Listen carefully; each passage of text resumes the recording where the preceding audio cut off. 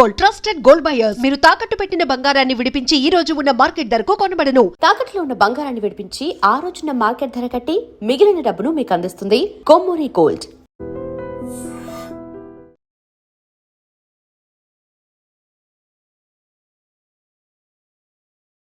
నమస్తే, welcome to I dream. నేను వలి.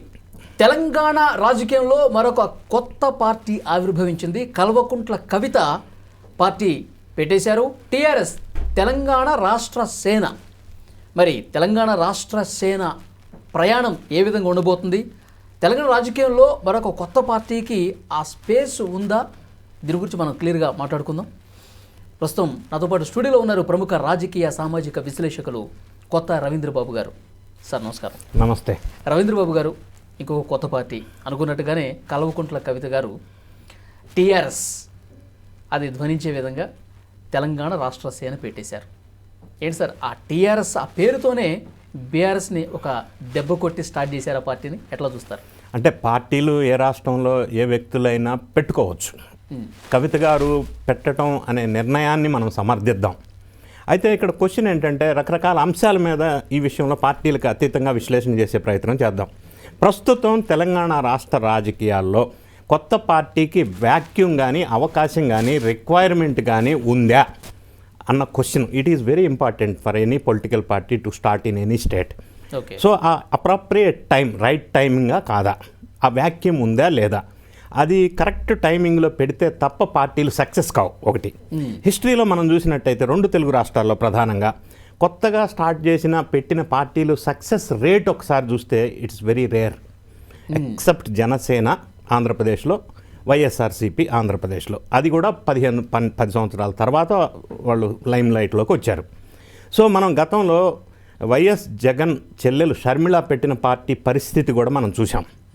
So అక్కడ చెల్లెల వల్ల ఇబ్బందులైనవి, ఇక్కడ చెల్లెల వల్లే కుటుంబంలో ఇబ్బందులు వచ్చినాయి. కవిత గారు పార్టీ పెట్టవలసి వచ్చింది, పెట్టారు. ఓకే, ఊహించిన విధంగానే. అదే కుటుంబంలో సఖ్యత సరిగా ఉంటే ఈ పార్టీ పెట్టే పరిస్థితి ఏర్పడి ఉండేది కాదు. ఓకే, ఒకటి. రెండో అంశం, తెలంగాణ ప్రజల కోసం, బడుగు బలహీన వర్గాల కోసం, మహిళల కోసం, యూత్ కోసం ప్రధానమైన ఆమె ఫోకస్ పాయింట్ ఆమె చెప్పారు. ఇప్పుడు నేనేమంటానంటే, అదే లక్ష్యం అయితే పేరులో టీఆర్ఎస్ అంటే ఇమిటేషన్ బ్రాండ్స్ ఉంటాయి మనకు మార్కెట్లో, డూప్లికేట్ బ్రాండ్స్.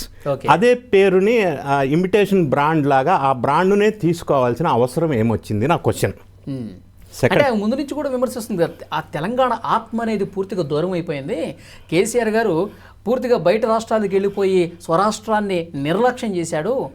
టీ దగ్గర ఎప్పుడైతే భారత్ వచ్చిందో తెలంగాణకి ఆయన అవమానించినట్టే ఆ ఆత్మను మళ్ళీ నా పార్టీ ద్వారా తీసుకొస్తానని కూడా చెప్తున్నారు కదా. చూశాను ఈరోజు ఆ మాట్లాడిన మాటలు స్పీచెస్లో కూడా ప్రధానంగా కేసీఆర్ గారిని లక్ష్యం చేసుకొని మాట్లాడిన విషయం కూడా నేను గమనించాను.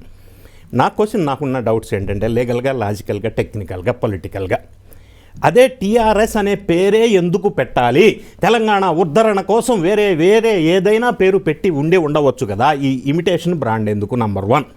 Number 2, according to the Indian election commission of India section 29 ప్రకారం సేమ్ పార్టీ పేరు ఇంకొక పార్టీ పెట్టి రిజిస్టర్ చేయడానికి యాక్సెప్టబుల్ కాదు, యాక్సెప్ట్ చేయరు.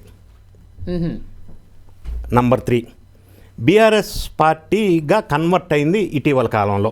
ఓకే, అంటే 2 years 3 years అని అనుకుందాం. కానీ election commission of India rule section 29 ప్రకారం అది కన్వర్ట్ అయినా వేరే పార్టీ పేరు పెట్టుకున్న తర్వాత 10 years వరకు ఆ టీఆర్ఎస్ పార్టీ అనేది ఫ్రీజ్ చేయబడి ఉంటుంది. అవునా? 10 సంవత్సరాల వరకు 10 years వరకు ఆ టీఆర్ఎస్ పార్టీతో ఇండియాలో ఏ ఒక్క వ్యక్తి పార్టీ రిజిస్ట్రేషన్ చేయడానికి వీలు లేదు. మరి తెలియకుండానే కవిత గారు పార్టీ పెట్టారా? అక్కడికే వస్తున్నా. నెక్స్ట్, ఒకవేళ ఆమె రిజిస్ట్రేషన్ చేస్తే బీఆర్ఎస్ నుంచి కోర్టుకు వెళ్ళే అవకాశం ఉంది. ఇంతకుముందు కోర్టు ప్రొసీడింగ్స్లో కేసు లాస్ కూడా ఉన్నాయి, శివసేన విషయంలో కూడా. నెక్స్ట్ అంశం ఏంటంటే, ఇదే సేమ్ ఇమిటేషన్ బ్రాండ్ 10 years వరకు ఫ్రీజ్ ఉంది కాబట్టి ఈమె పెట్టకూడదు. ఒకటైతే. రెండో అంశం, ఈమె ఈరోజు పార్టీ ఆవిర్భావ సభలో ప్రకటించారు పార్టీ పేరు. ప్రకటించిన తర్వాత నేను వెబ్సైట్లోకి వెళ్ళి ఎలక్షన్ కమిషన్ ఆఫ్ ఇండియాలో గడచిన సంవత్సర కాలంలో లేటెస్ట్ డేటా ఏ పార్టీలు రిజిస్టర్ చేశారని వెరిఫై చేశాను. Okay, I'm talking with data. Okay, verify చేస్తే 10 పార్టీలు రిజిస్ట్రేషన్కి అప్లై చేసినాయి. అందులో ఈ కల్వకుంట్ల కవిత గారు అప్లై చేయలేదు అని తెలియవచ్చింది. అప్లై చేయాల నో. మరి ఎలక్షన్ కమిషన్ ఆఫ్ ఇండియాకి పార్టీ గురించి అప్లై చేయకుండా నేమ్ అనౌన్స్ చేయటం అనేది కరెక్టేనా?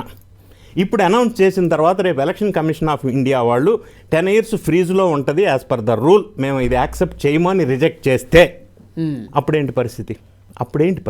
పేరు మార్చుకోవాల్సిన పరిస్థితి ఏర్పడుతుందంటారా? Yes, obviously it will not be accepted as per election commission of India. 10 years వరకు ఫ్రీజ్ ఉంటుంది. సో ఇది ఒక యాంగిల్, ఇది లీగల్ యాంగిల్. రెండోది, ఇదే పార్టీ పేరుతో పెట్టడం వల్ల ఆమె లక్ష్యం ఏమై ఉండి ఉండవచ్చు? బీఆర్ఎస్ లేదా KCR and family. Number 2, next point, మరి ఇన్ని సంవత్సరాలు ఆమె అదే పార్టీతో అదే ఇంట్లో ఉన్న వ్యక్తిగా సమర్థించింది పార్టీని, తండ్రిని, వాళ్ళ అన్నని. మరి ఈరోజు ఆల్ ఆఫ్ ఏ సడన్ ఆమె లిక్కర్ స్కామ్లో ఢిల్లీ విషయంలో జైలుకి వెళ్ళి రావటం, తదనంతరం జరిగిన కుటుంబ పరిణామాల నేపథ్యంలో కుటుంబానికి దూరం అవటం, దూరమైన వెంటనే ఆమె మాట్లాడిన మాటలు హైదరాబాద్ ఎయిర్పోర్ట్లో కేసీఆర్ మంచివారు, వాళ్ళ చుట్టూ దెయ్యాలు ఉన్నాయి అన్నారు. ఈరోజు ఆమె ఆవిర్భావ సభలో మాట్లాడుతూ కేసీఆర్ కర్కోటకుడు అన్నారు. అప్పట్లో ఉన్న కేసీఆర్ కాదు ఈయన అనే రేవంత్ రెడ్డి అన్నారు కర్కోటకుడు. అప్పట్లో ఉన్న కేసీఆర్ కాదు ఈయన, మరమనిషినా అప్పట్లో ఉన్న కేసీఆర్ కాదు అని అన్నారు. మరి all of a sudden KCR మరమనిషి ఎందుకు అయ్యాడు? ఎప్పటి నుంచి అయ్యాడు? గతంలో లేని ఇప్పుడు సడన్గా ఈ టర్న్ ఎందుకు తీసుకోవాల్సి వచ్చింది? కేసీఆర్నే టార్గెట్ చేసి ఎందుకు టార్గెట్ మాటలు మాట్లాడాల్సి వచ్చింది? అదే పార్టీ ఇమిటేషన్ పార్టీ పేరు ఎందుకు పెట్టవలసి వచ్చింది? అవేం చెప్తున్నారంటే గుంట నక్కలు తోడేళ్ల చేతిలో బందీ అయిపోయాడు కేసీఆర్. ఎప్పటి నుంచి? మన మనిషి కాదు, మన మనిషి అనుకుంటున్నాం, వేరే వాళ్ళ మనిషి అయిపోయాడు, అందుకే నేను బయటికి రావాల్సి వచ్చింది. అదే ఎప్పటి నుంచి అనేది నా క్వశ్చన్. కుటుంబ వివాదాల నేపథ్యంలో ఈమె ఎప్పుడైతే బయటికి సపరేట్ అయ్యి రావాల్సి వచ్చిందో, పార్టీ ఎప్పుడైతే సస్పెండ్ చేయాల్సి వచ్చిందో, ఈమె పార్టీ పెట్టవలసి వచ్చింది. ఎందుకంటే ఈమెకి ఒక రాజకీయ ప్లాట్ఫామ్ కావాలి. ఎందుకంటే రాజకీయ కుటుంబ నేపథ్యం నుంచి వచ్చినటువంటి మహిళా నాయకురాలు. కాంగ్రెస్కి వెళ్ళటానికి వీల్లేదు, వాళ్ళు ఒప్పుకోలేదని న్యూస్ వచ్చినాయి. బీజేపీ రూల్డ్ అవుట్, బీఆర్ఎస్లో ఉండలేకపోతున్న పరిస్థితులు, అనివార్యమైన పరిస్థితి. నెక్స్ట్ ఈమెకి ఒక ప్లాట్ఫామ్ అనేది, ఒక రాజకీయ ఏర్పాటు వేదిక కావాలి. అందువల్ల ఈమె అనివార్య పరిస్థితుల్లో ఈ కొత్త పార్టీ స్థాపించవలసిన పరిస్థితి ఏర్పడింది. ఇక ఈమె ప్రభావితం చేయవలసిన ఎవరు ఓటర్స్ అని అంటే, ఆమె టార్గెట్ చేస్తుంది మహిళలు, యూత్, బడుగు బలహీన వర్గాలు, బీసీలు. వీళ్ళు ఫోకస్ పాయింట్గా చెప్తున్నారు. ఎందుకంటే ఈ మధ్య జరిగిన సోషియో ఎకనామిక్ సర్వే 2026 ఏప్రిల్లో ఆ సర్వే రిజల్ట్స్ ప్రకారంగా ఈ సెగ్మెంట్ ఆఫ్ ఓటర్స్ తెలంగాణలో ఎక్కువ ఉన్నారు. సో వాళ్ళ మీద టార్గెట్ చేశారు. రెండో అంశం, ఈ పార్టీ పెట్టడం వల్ల బీజేపీకి లేకపోతే కాంగ్రెస్కి లేకపోతే బీఆర్ఎస్కి, ప్రస్తుతం ఎగ్జిస్టింగ్ పార్టీస్ తెలంగాణలో ఎవరికి నష్టం ఎవరికి లాభం అనేది మనం ఒకసారి అంచనా వేస్తే కాంగ్రెస్కి ఫరక్ పడదు. ఎందుకంటే అధికారంలో ఉంది. అధికారంలో ఉన్న కాంగ్రెస్ పార్టీకి fixed voter segment vote bank ఉంటుంది, పైపెచ్చు అధికారంలో ఉంది. సో అటు నుంచి ఈ పార్టీలోకి వచ్చే అవకాశం లేదు. బీజేపీ పార్టీకి సంబంధించిన నాయకులు ఎవరు అక్కడి నుంచి ఈ పార్టీలోకి రారు. ఇక మిగిలింది బీఆర్ఎస్ పార్టీలో ఉన్నవాళ్ళు. అక్కడి నుంచి కవిత పార్టీలోకి రావాల్సిన ఆవశ్యకత లేదోమని అనిపిస్తుంది. ఎందుకంటే బీఆర్ఎస్ పార్టీ అని అన్నదానికంటే ఒక ఉద్యమం నేపథ్యంలో ఆవిర్భావించినటువంటి రాజకీయ పార్టీ. సో ఉద్యమ కాలం నుంచి ఆ కేసీఆర్ గారికి ఉన్న ఇమేజ్, క్రెడిబిలిటీ, ఆయన సక్సెస్ రేట్, తర్వాత పార్టీగా మారటం, గ్రౌండ్ లెవెల్లో ఒక స్ట్రాంగ్ బేస్ ఉన్నటువంటి party BRS. Okay, of course unfortunately రీసెంట్గా ఎలక్షన్స్లో ఓడిపోతుండొచ్చు. రాజకీయ పార్టీలకి ఓటమి గెలుపులు అనేది సహజం, అది పర్మనెంట్ కాదు. అంటే ఇందులో అవకాశాలు రాని వాళ్ళు, ఇందులో అవమానించబడ్డ వాళ్ళు వీళ్ళు రావచ్చు కదా. కరెక్ట్, అదే అంటున్నాను. నెక్స్ట్ నేను చెప్పబోయేది అదే. Yes your right. ఇక ఎవరు వస్తారు? బీఆర్ఎస్లో పదవులు రాని వాళ్ళు, అసంతృప్తితో ఉన్నవాళ్ళు, ఆ పార్టీ మీద నాయకుల మీద అగెనెస్ట్గా ఉన్నవాళ్ళు, ఇది రకరకాల సెగ్మెంట్. ఈ సెకండ్ థర్డ్ గేర్ నాయకులు ఇటు వచ్చే అవకాశం ఉంది లేదా అన్నం. సో దీనివల్ల ఓవరాల్గా మనం అవుట్లైన్ పిక్చర్ చూసినట్టయితే ఈమె పార్టీ పెట్టడం అనేది ఒకటి రైట్ టైం కాదు, వ్యాక్యూమ్ లేదు. రెండు, పెట్టడం వల్ల ఆ మిగతా పార్టీలకి లాభం నష్టం ఫరక్ లేదు, ఫాయిదా లేదు. ఇక బీఆర్ఎస్ పార్టీలో కొంతమందిని ఈమె ఇటువైపు మళ్లించే అవకాశం ఉంది. అదొక్కటే స్కోప్ ఉంది, ఇంకెక్కడ స్కోప్ లేదు. సో అందులో కూడా ప్రధానంగా బీఆర్ఎస్ పార్టీకి ఉన్న ఒక strong rural foundation base segment ఏదైతే ఉందో అందులో పెద్దగా డిస్టర్బెన్స్ జరిగే అవకాశం లేదు. ఇంకొక అంశం మనం చూసినట్టయితే మొన్నటి వరకు అంటే ఎక్కువగా ఫోకస్ చెయ్యని కేసీఆర్ని ఈరోజు ప్రధానంగా మరి ఆయన్నే ఎందుకు ఫోకస్ చేసింది, ఆయన మంచివాడే చుట్టూ ఉన్నోళ్ళే దేయాలంది కదా గతంలో. సో ఇవన్నీ అంశాలు పరిశీలించినట్టయితే ఈమె పార్టీ పెట్టకుండా ఉంటే ఈమె మీద ఉన్న కేసులు కానీ ఫ్యూచర్ భవిష్యత్తు కానీ వీటన్నిటిని దృష్టిలో పెట్టాల్సి వచ్చింది. ఇంకొక అంశం ఏంటంటే ఈమె కూడా స్ట్రాటజిస్ట్గా ఇండియాలో ఎక్స్పర్ట్ ప్రశాంత్ కిషోర్నే పెట్టుకున్నారు, అది కూడా మంచిదే. సో దానికి అనుగుణంగానే ఆమె పావులు కదుపుతూ ముందుకెళ్తున్నారు. అయితే ఈ పార్టీ పేరు విషయంలో మాత్రం లీగల్గా ఎలక్షన్ కమిషన్ ఆఫ్ ఇండియా దగ్గర నుంచి కొన్న ఇబ్బందికరమైన పరిస్థితులు ఎదురయ్యే అవకాశం ఉంది, నేను వెరిఫై చేసిన డేటా ప్రకారంగా. గతంలో ఉన్నటువంటి టీఆర్ఎస్ అది 10 సంవత్సరాల వరకు ఫ్రీజ్ చేయబడుతుంది అంటారు. ఇప్పుడు టీఆర్ఎస్ బీఆర్ఎస్గా మారిపోయిన తర్వాత అసలు టీఆర్ఎస్ అనే ప్రస్తావన లేనప్పుడు అయినా కానీ 10 సంవత్సరాలు ఫ్రీజ్ ఎందుకు చేశారు అంటే నాకు మామూలుగా వచ్చిన డౌట్. అంటే ఇక్కడ party yes rightly side logical question. TRS party ప్రస్తుతం ఎగ్జిస్టెన్స్లో ఇండియాలో లేదు, ఎందుకంటే it was renamed as BRS. After renaming any political party in India as per election commission of rules, అక్కడి నుంచి 10 years వరకే ఆ పాత పార్టీ పేరు వేరే వాళ్ళు వాడటానికి వీల్లేదు ఈ టీఆర్ఎస్ అనే పార్టీ. కాకపోతే ఈమె సిమిలర్ ఇమిటేషన్ బ్రాండ్ లాగా తెలంగాణ రాష్ట్ర సేన అని పెట్టారు. కానీ అక్కడ టీఆర్ఎస్ వస్తుంది కదా, సో ఈ లోగోల విషయంలో కానీ గుర్తుల విషయంలో కానీ పార్టీ పేర్ల విషయంలో కానీ సిమిలారిటీ ఉన్న వాటిని election commission of India accept చేయదు. కాకపోతే ఇప్పుడు నెక్స్ట్ క్వశ్చన్ మీరేమంటారంటే మరి అది తెలియక పెట్టారా తెలిసి పెట్టారా? తెలియక పెట్టారు అని అనలేము, కానీ వ్యూహాత్మకంగా కొంత కన్ఫ్యూజన్ క్రియేట్ చేసి బీఆర్ఎస్ పార్టీకి లేదా ఓటర్స్కి కొంతమంది ప్రజలకి కన్ఫ్యూజన్ క్రియేట్ చేసి కొంత ఇబ్బందికరమైన సిచ్యువేషన్ క్రియేట్ చేయటం కోసం ఏమన్నా వ్యూహాత్మకంలో భాగంగా ఏమన్నా ఈ నిర్ణయం తీసుకున్నారా?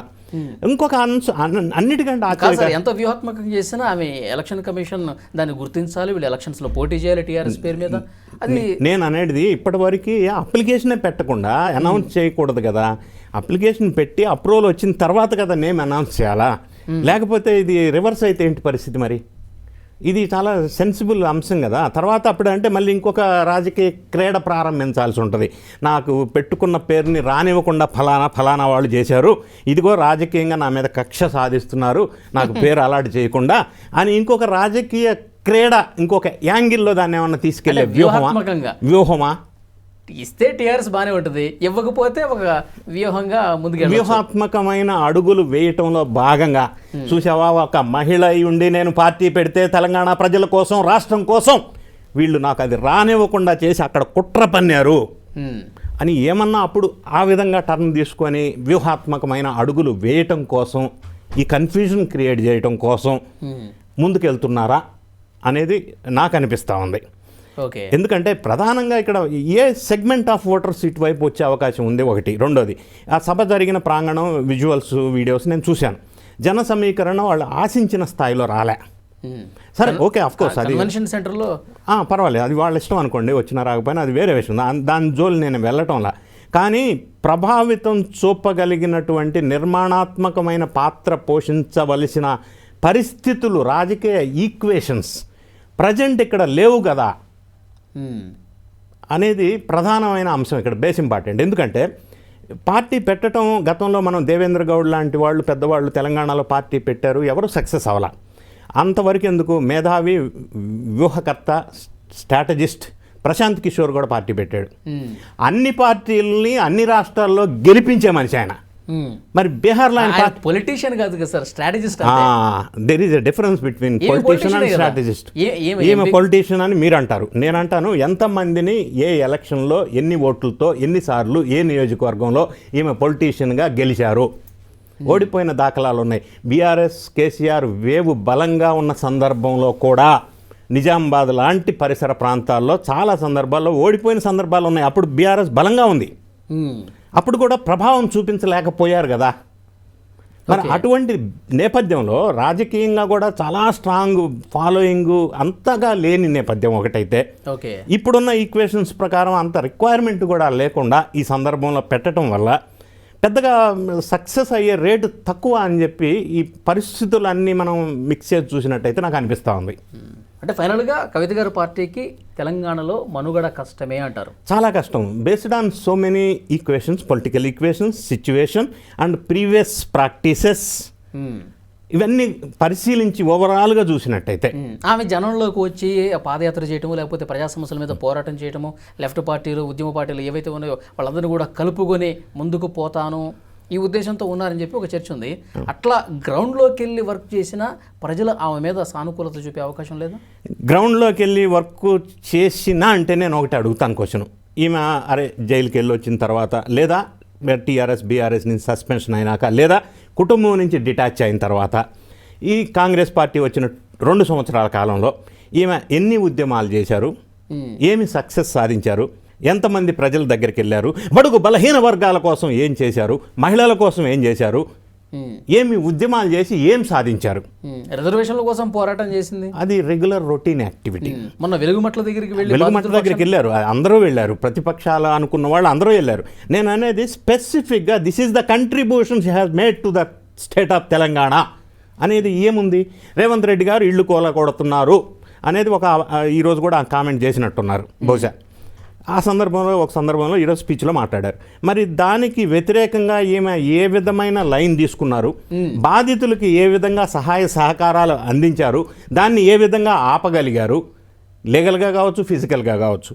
అంటే ఇవన్నీ కూడా మీరు అన్నట్టు చేయొచ్చు కదా, దగ్గరికి వెళ్ళొచ్చు కదా అంటే అవన్నీ కూడా చూడవలసిన అవసరం ఉంటుంది కదా.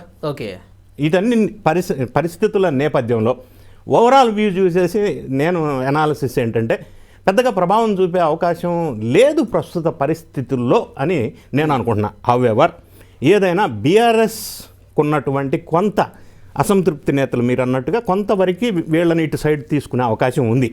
అంతకుమించి పెద్దగా ప్రభావవంతమయ్యే అవకాశం లేదేమో షర్మిల గారి పార్టీ లాగా అని నాకు అనిపిస్తూ ఉంది. ఓకే, చూద్దాం సార్ నెక్స్ట్ ఎట్లా ఉండబోతుంది అన్నది. ఆమె రాజకీయ కార్యక్రమాలు ఏ విధంగా ఉంటాయి, సిద్ధాంతాలు, విధి విధానాలు ఎట్లా ముందుకు పోతారో చూద్దాం. మీరు అంటున్నట్టు ఆమె నిజంగా మనుగడ కష్టమా, లేకపోతే మనం కూడా ఆశిద్దాం ఆమె సక్సెస్ అవ్వాలని, మంచి రాజకీయ నాయకురాలుగా ముందుకు రావాలని, తెలంగాణకి సేవలు అందించాలని ఆశించడంలో తప్పులేదు, మనం కూడా ఆశిద్దాం. కానీ రియాలిటీని చెప్పవలసి వచ్చినప్పుడు చెప్పాల్సి వస్తుంది. తెలంగాణలో ఒక పార్టీకి ఒక మహిళా అధ్యక్షురాలు బలమైనటువంటి పోరాటం చేసిన చరిత్ర లేదు. వచ్చి అట్లా వెళ్ళిపోయిన వాళ్ళు ఉన్నారు, కానీ బలంగా ఎక్కువ కాలం నిలబడినటువంటి నాయకురాలు లేరు. అవును, ఈమె చేస్తే బాగానే ఉంటుంది, మంచిదే, మంచిది. దానివల్ల ఆమెకి సక్సెస్ రావాలని, ప్రజలకు మేలు జరగాలని ఆశించవచ్చు. కానీ రియాలిటీ అంత అనుకూలంగా లేవు అనేది వాస్తవం. అనుకూలం లేని పరిస్థితుల్లో కూడా ఎదురెడ్డి నిలబడితే గ్రేటే మీరు అన్నట్టు. చూద్దాం, let us hope for the best. మళ్ళీ మాట్లాడదాం. Thank you.